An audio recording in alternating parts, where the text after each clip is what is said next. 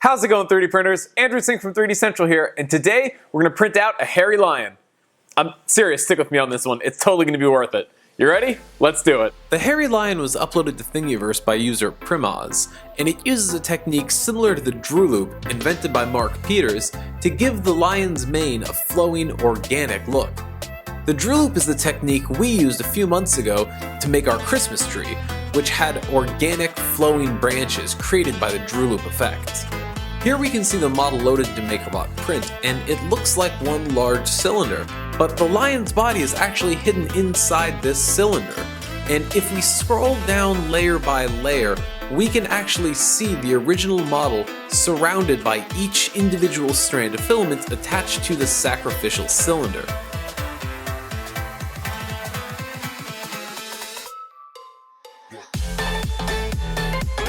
We printed this model out on our MakerBot Replicator Plus using Hatchbox PLA filament.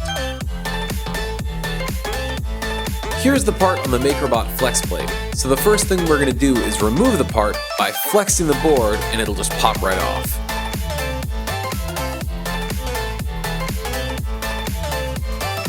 First I tried to use the scissors to cut away the strands of filament, but I found I couldn't actually get the scissors into the cylinder because there was just too much filament in there. So instead, I decided to use the scissors like a knife, and I just worked my way around the cylinder, and I freed the lion and the filaments from the sacrificial cylinder.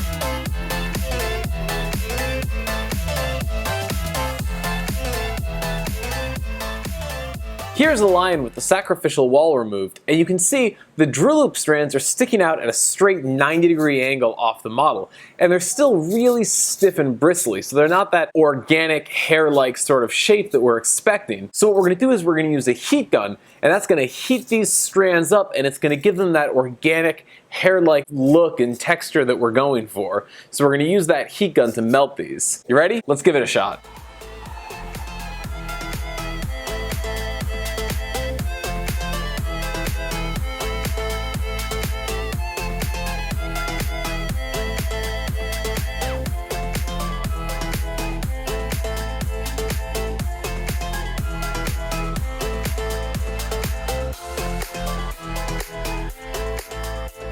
And here's the finished lion that has the mane that's been processed with the heat gun.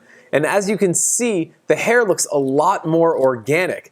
And it sits and drapes a lot more like real hair. Like, it looks very soft, it looks a lot more real. It doesn't look nearly as bristly or, machine-like. It's not coming out at a 90-degree angle. But what's really interesting is, even though it looks much more natural, once it cools, it reverts back to a hard plastic state. So even though this looks soft, this is still, you can't even get a good, it doesn't have any give to it. This is back to being rock solid plastic. We originally tried to print this in pink on one of our up printers, but we got the settings just a little bit wrong. So when we printed it out, it didn't print a single part of the mane. It just created this, the cone of shame. It was completely empty on the inside, so it printed the lion perfectly, and then it printed a giant cone around him, and no mane at all.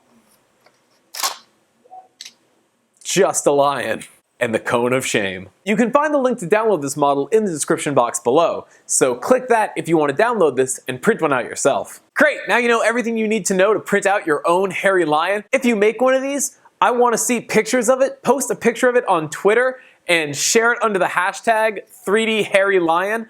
I would love to see what it looks like. I've seen a lot of really interesting results from people doing everything from running them under boiling water to using a blow dryer, using all kinds of different methods for getting the hair to actually lay down instead of using a heat gun. So post a picture with 3DHairyLion as a hashtag and tag 3D Central VA in it, and I'd love to see what your lion looks like. These all look so cool, and I'm excited to see what people are doing with this. Like this video and subscribe to this channel if you found this video helpful when you were printing out the hairy lion.